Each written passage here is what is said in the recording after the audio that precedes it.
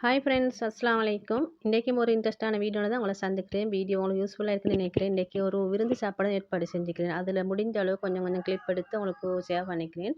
இந்த வீடியோ உங்களுக்கு யூஸ்ஃபுல்லாகவும் இருக்கும். உங்களோட விருந்து சாப்பாடு ஏற்பாடு செய்யணும்னா நீங்களும் இது போல் செஞ்சு எடுத்து கேளும் வாங்க எப்படின்னு பார்ப்போம். ஒரு விருந்து சாப்பாடு ஏற்பாடு செய்தேன்டா அதற்கு தேவையான திங்ஸ்கள் வாங்கணும், அதுக்கான ப்ரிப்ரேஷன் செய்யணும். அந்த வேலையை தான் முதல் நாள் பார்த்து வச்சுட்டேன். இப்போ இது சீரகத்தூள், மிளகுத்தூள் அதையும் கொஞ்சம் வறுத்து பவுடர் பண்ணி வச்சுட்டேன். வச்ச பிறகு அடுத்த நாள் தான் ஒவ்வொரு வேலையாக காலையிலேருந்தே ஆரம்பிச்சிட்டேன் பகல் சாப்பிட்றதால. இப்போ முதல் வேலையை நான் கஸ்டர்ட் புடின் செஞ்சு எடுத்தேன். புடின் இல்லாட்டி டெசர்ட்டுக்காக வட்டலாப்பம் செய்யணும். நான் அந்த நாள் புடின் தான் செஞ்சிருந்தேன் தேங்காய் பால் போட்டு.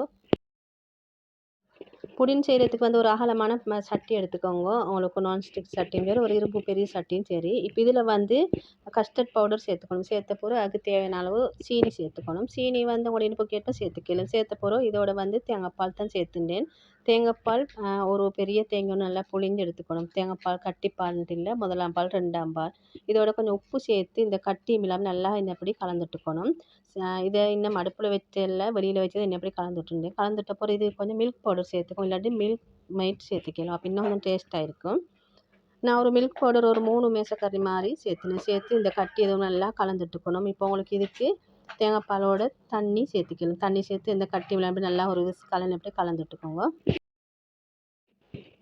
இப்போ இதை அப்படி அடுப்பில் வச்சு கிளறி எடுக்கணும். கிளறிண்டா கிண்டி எடுக்கணும். கிண்டுற டைமுக்கு நீங்கள் இதோட கொஞ்சம் நெய் சேர்த்து கிண்டிக்கோங்க. அந்த வீடியோ ஒன்றுமே எடுப்படையில் டைம் இல்லைன்னதால டக்குன்னு இந்த கடைசியில் தான் இந்த வீடியோ எடுத்து இந்த இறக்கி ட்ரேயில் ஊற்றின பிறகு ப்ளம்ஸ் போடுற டைம் தான் எடுத்துட்டேன்.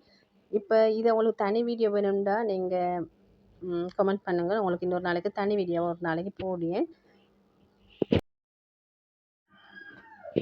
இந்த புடினை செஞ்சு அப்படியே செட் பண்ணி அப்படியே ஃப்ரிட்ஜில் வச்சுட்டேன். நார்மலாக ஃப்ரிட்ஜில் வச்ச போகிற அடுத்து பீஃப், அடுத்து தக்காளி, பச்சை மிளகாய், வெங்காயம், பீன்ஸ், இது உருளைக்கிழங்கு அவிச்சு அப்படி தோல் உரித்து வச்சுக்கணும். இதெல்லாம் கட் பண்ணி வச்சுக்கணும். அப்போ எங்களுக்கு வேலை அவசரமாக முடிஞ்சிடும்.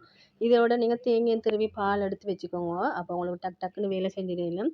இப்போ அடுத்து கத்திரிக்காய் தான் இந்த பொரிச்சு ஆக்கி எடுத்துக்க போகிறேன். இப்போ கத்திரிக்காய் நல்லா பொரிச்சு வச்சுட்டேன். பொரிச்சு வச்ச போகிறோம். இப்போ எண்ணெய் தாளித்து அதில் இந்த தேங்காய் பாலில் எல்லாம் கூட்டி இதில் கொட்டிட வேண்டியதான். கொட்டி மூடின போகிறோம். வற்றி வர டைமுக்கு நாங்கள் கத்திரிக்காய் போட்டுக்கணும். அடுத்து உருளைக்கிழங்கு கறி ஆக்கிறதுக்கு 2ஆம் தேங்காய் பால், மிளகாய், மஞ்சள், மிளகு, சீரகத்தூள், கொஞ்சம் போல் மாசித்தூள் சேர்த்து கொஞ்சம் உப்பு சேர்த்து இதை அப்படியே கலந்துட்ட போகிறோம். ஒரு சட்டியில் எண்ணெய் சேர்த்துக்கணும். எண்ணெய் ஒரு 2 இல்லாட்டி ஒரு 2 சேர்த்த பிறகு கடுகு, வெந்தயம் போட்ட பிறகு ஒரு பாதி அளவு வெங்காயம் சேர்த்துக்கணும். இதோட கறி மிளகாய் சின்ன பெரிய சேர்த்துக்கணும். சேர்த்து ஒரு தக்காளி சேர்த்த போகிறோம். இது நல்லா வதங்க விடணும். வதங்குறதுக்கு கொஞ்சம் உப்புத்தூள் சேர்த்துக்கோங்க. இப்போ இதுக்கு உருளைக்கிழங்கு நல்லா தோல் உரித்து வேக வச்சு அப்படி கட் பண்ணி வச்சுக்கணும். இப்போ உருளைக்கிழங்கையும் இதோட சேர்த்துணும். சேர்த்து நல்லா கலந்துட்ட போகிறோம். இதோட நாங்கள் தேங்காய் பாலையும் சேர்த்துக்கணும். இப்போ இதுக்கு கொஞ்சம் கருவேப்பிலை தூவி அப்படியே மூடி போட்டு மூடி வச்சிட வேண்டியது. அது நல்லா வற்றி வர டைமுக்கு உங்களுக்கு தலைப்பால், முதலாம் பால், கட்டிப்பால் ஊற்றி இதை இறக்கிக்கலாம். அப்போ உங்களுக்கு இது நல்லா திக்கான ஒரு கறியாக வரும். இப்போ இதுக்கு உங்களுக்கு தாளிப்பு வேணும்னாலும் திரும்பவும் சேர்த்துக்கலாம். நான் கொஞ்சம் தாளிச்சும் சேர்த்துனேன். கொஞ்சம் காஞ்ச மிளகாய், கடுகு, கருவேப்பிலை போட்டு தாளிச்சும் சேர்த்துனேன்.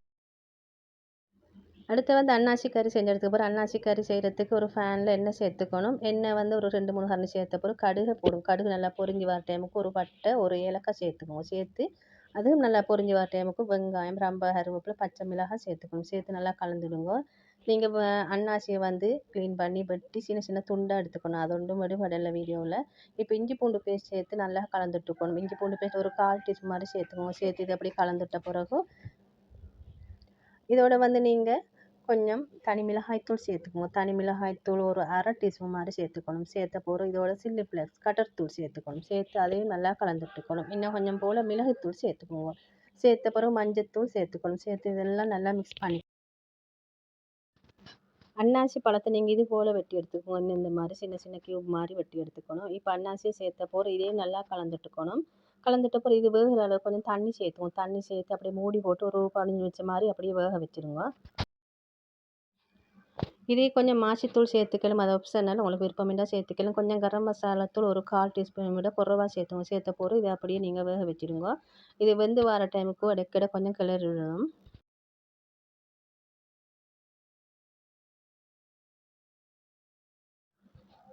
இப்போ இது நல்லா கொதிச்சு இப்படி வேகிற டைமுக்கு நீங்கள் இதோட சீனி சேர்த்துக்கோங்க. ப்ரௌன் சுகர் சேர்த்துட்டேன். உங்களுக்கு ப்ரௌன் சுகர், ஒயிட் சுகர் இல்லாட்டி கருப்பட்டியும் சேர்த்துக்கலாம். டேஸ்ட் நல்லா இருக்கும். சேர்த்த பிறகு நல்லா மிக்ஸ் பண்ணி அப்படியே நல்லா வற்ற விடுங்க. அந்த சீனியில் அந்த பாகில் நல்லா வெந்து வர டைமுக்கு நல்லா கலர் சேஞ்ச் ஆகி வரும். அன்னாசி கறி இனிப்பு உரப்பெல்லாம் முடித்து நல்லா என்னப்படி பானி சொட்டு நல்லா வெந்துருந்துச்சுது. இப்படி நல்லா வற்றி வந்து வரணும். அப்போ தான் அதோட டேஸ்ட்டே நல்லா இருக்கும். இன்ஷா அல்லாஹ் நீங்களும் ஒரு முறை இந்த அன்னாசி கறி செஞ்சு பாருங்கள். டேஸ்ட் அப்படி நல்லா இருக்கும். அடுத்து கீ ரைஸ். இந்த ரைஸ் செஞ்ச நான் அன்றைக்கி வந்து ஒரு ரைஸ்க்கு ஒரு சட்டில் தான் அதுக்கு தேவையான நெய் சேர்த்துட்டேன். நான் வந்து எப்படியும் ஒரு கிலோ அரிசி தான் செஞ்சிருந்தேன். நெய் நல்லா உருவி வரைச்சால் அதோட பட்டை, கிராம்பு, ஏலக்காய் சேர்த்துனேன். சேர்த்த பிறகு இதோட சின்ன வெங்காயம், பெரிய வெங்காயம் சேர்த்துனேன். சேர்த்து நல்லா கலந்துட்ட பிறகு தக்காளி, நல்லா பழுத்த தக்காளி, ஒரு கொத்து கருவேப்பிலை, ரம்பை எல்லாம் சேர்த்துனேன். சேர்த்து எல்லாம் மிக்ஸ் பண்ணிவிடணும். நான் இந்த ரைஸ் செஞ்சது வந்து ஸ்ரீலங்காவில் யூஸ் பண்ணுற கீரி சம்பாரிசி தான் செஞ்சுருந்தேன். இப்போ இதோட வந்து நீங்கள் இஞ்சி பூண்டு பேஸ்ட் ஒரு 1½ டீஸ்பூன் மாதிரி சேர்த்துக்கோங்க. சேர்த்தப்பறம் அரிசியை கழுவி நல்லா ஊற வச்சுக்கணும். ஊற வச்ச அரிசி இதோட சேர்த்துக்கணும். சேர்த்து நல்லா கலந்துட்டுக்கோங்க. உங்களுக்கு இதுக்கு பாஸ்மதி அரிசியும் எடுத்துக்கலும், அதுவும் நல்லா டேஸ்ட்டாக தான் இருக்கும். இப்போ அரிசியை சேர்த்த பிறகும் இதுக்கு தேவையான அளவு தண்ணி வந்து 1க்கு 1½ கப் மாதிரி தண்ணி சேர்த்துக்கணும். நான் வந்து தேங்காய் பாலும் தண்ணியும் ரெண்டும் கலந்து தான் சேர்த்துட்டேன். நான் இதுக்கு வந்து 1ஆம் பால் 2ஆம் பால் சேர்த்து அதோட கொஞ்சம் தண்ணியும் சேர்த்துட்டேன். உங்களுக்கு தேங்காய் பால் மட்டும் சேர்த்து செய்ய மேலும் இதோட தேவையான அளவு உப்பு சேர்த்து இதை அப்படியே மூடி போட்டு வேக வச்சிட வேண்டியதுதான். நெய் தேங்காய் பால் எல்லாம் சேர்ந்து வெந்து வரச்சல நல்ல ஒரு மணம் வரும். நீங்கள் இப்படி மணம் வர டைமுக்கும் இடையில வந்து உங்களுக்கு மஞ்சத்தூள் சேர்க்கணும்னா கொஞ்சம் சேர்த்துக்கலாம். இப்போ நான் கொஞ்சம் ஒரு பிஞ்ச் அளவு மஞ்சத்தூள் சேர்த்து நல்லா கலந்து விட்டுருந்தேன். அப்போ கொஞ்சம் ரைஸ் வந்து நல்ல ஒரு கலர் ஆகி வரும். லாஸ்ட்டில் வந்து நெய் சோறு இப்படி தான் வந்துச்சு. நல்ல மணமாகவும் டேஸ்ட்டாகவும் வந்துச்சு. நீங்களும் இதையும் ட்ரை பண்ணி பாருங்கள் ஒரு முறை. சரி, அடுத்து வந்து சிக்கன் ஃப்ரை பண்ணி வச்சுருந்தேன். அதை வந்து கொஞ்சம் சோஸில் கொஞ்சம் பரட்டி எடுத்துனேன். ஒரு ஃபேனில் வந்து tomato sauce, chilli sauce, soya sauce எல்லாம் சேர்த்து கலந்துட்ட பிறகு கொஞ்சம் சில்லி ஃப்ளேக்ஸ் தூவி அதையும் கலந்துட்ட பிறகு சிக்கன் போட்டு அதையும் கலந்துட்டு எடுத்துனேன். சிக்கன் ஃப்ரை பண்ணது வந்து நீங்கள் சிக்கனை மசாலாக்கள் போட்டு கொஞ்சம் அவிச்செடுத்த பிறகு திரும்ப எண்ணெயில் போட்டு உங்களை பொரிச்சு எடுத்துக்கணும். அப்போ அது வந்து நல்லா டேஸ்ட்டாக இருக்கும். நல்லா உப்பு புளி அந்த உரப்பெல்லாம் பிடிச்சி நல்லா வரும் சிக்கன். நீங்களும் சிக்கன் ஃப்ரை இப்படி செஞ்சு பாருங்கள். அதில் ஃபுல் வீடியோ எடுபடலை, என்ன டைம் இல்லைன்றது தெரியும் உங்களுக்கும். நானும் தனியாக ஆளாக எல்லா வேலையும் செய்யணும்னதால அவசர அவசரமாக எல்லா வேலையும் செஞ்சு எடுத்துட்டேன். இப்போ லாஸ்ட்டில் வந்து புதினா கட் பண்ணி காட்டுறேன் எப்படின்ட்டு. புடின் வந்து நல்லா வந்துச்சு. நல்லா அந்த கத்தியில் ஒட்டாமைக்கு அந்த இனிப்புகள் எல்லாம் கணக்காகவும் நல்லாவும் வந்துச்சு. இப்போ இதை வந்து சின்ன சின்ன பீஸாக கட் பண்ணி இப்போ எல்லாம் சேவ் பண்ணுற டைம் வந்து அந்த டைம்ன்றதால எல்லாம் கட் பண்ணி எல்லாம் பிளேட்டிங் பண்ணுற டைம். புடினில் வந்து ஒரு பீஸ் எடுத்து காட்டேன் எப்படின்ட்டு நல்லாவே வந்துருந்துச்சு. இப்போ இதெல்லாம் சின்னதாக கட் பண்ணி சின்ன சின்ன பிளேட்டுகளை போட்டு எடுத்துக்க போகிறேன். இப்போ அடுத்து வந்து ரைஸை பார்த்தா ரைஸ் குக்கரில் வச்சிருந்த ரைஸ் அதுவும் நல்லாவே வந்துருந்துச்சு. அதை உங்களோட ஷேர் பண்ணிக்கிறேன். நீங்களும் இது போல் செஞ்சு பாருங்கள். அன்றைக்கி வந்து நெய் சோறோட 7 கறிண்டா பீஃப், அடுத்தது வந்து சிக்கன் ஃப்ரை பண்ணி, அடுத்தது பீன்ஸ், உருளைக்கிழங்கு பாலுக்கு, அடுத்தது கத்திரிக்காய், பப்படம், அடுத்தது டெசர்ட்டுக்காக வந்து புடின் செஞ்சுருந்தது. அன்றைய நாள் இப்படித்தான் போணுச்சு. அல்ஹம்துலில்லாஹ். நீங்களும் ஒரு விருந்து சாப்பாடு செய்யணும்னா இந்த கோம்போவை நீங்களும் செஞ்சு பாருங்கள். உண்மையில நல்லா இருக்கும். இந்த வீடியோ பிடிச்சிருந்தா லைக் பண்ணி உங்களோட ஃபேமிலி மெம்பர்ஸில் ஷேர் பண்ணிக்கோங்க. சாப்பாட்டு வேலைகள் எல்லாம் முடிஞ்ச கையோடு எல்லா வேலைகளையும் முடிச்சுட்டு அல்ஹம்துலில்லாஹ் அன்றைய நாள் இப்படித்தான் போணுச்சு. இந்த வீடியோ எல்லாருக்கும் பிடிச்சிருக்குன்னு நினைக்கிறேன். இன்னும் ஒரு இன்ட்ரெஸ்டான வீடியோவில் சந்திக்கும் வரை தேங்க்ஸ் ஃபார் வாட்சிங்.